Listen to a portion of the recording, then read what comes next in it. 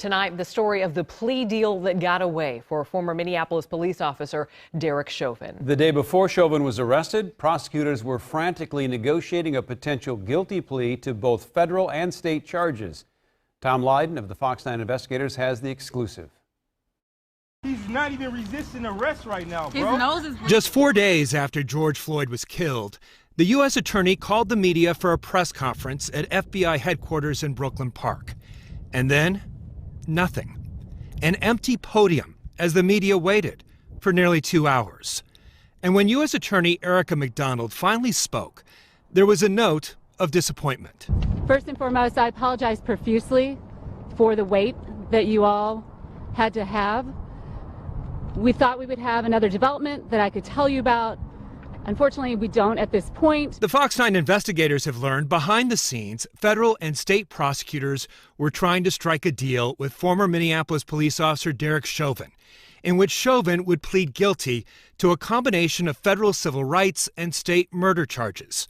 A spokesperson for the Hennepin County Attorney's Office confirms to the Fox 9 investigators, quote, there were early negotiations with the defendant between the Hennepin County Attorney's Office and the U.S. Attorney. Ultimately, those negotiations failed. How and why the deal fell apart and who walked away is still unclear. Chauvin's attorney at the time, Tom Kelly, declined to answer questions. Same for his current attorney, Eric Nelson.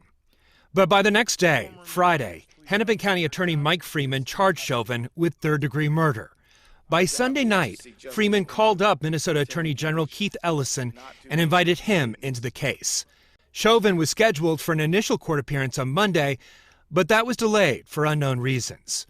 By Wednesday, Chauvin was charged with second-degree murder. The 3 other officers charged with aiding and abetting second-degree murder. Chauvin's case now seems destined for a trial that could be at once excruciating and cathartic.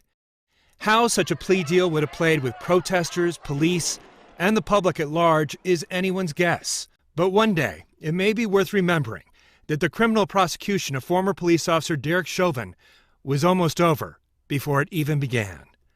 For the Fox 9 investigators, I'm Tom Lydon.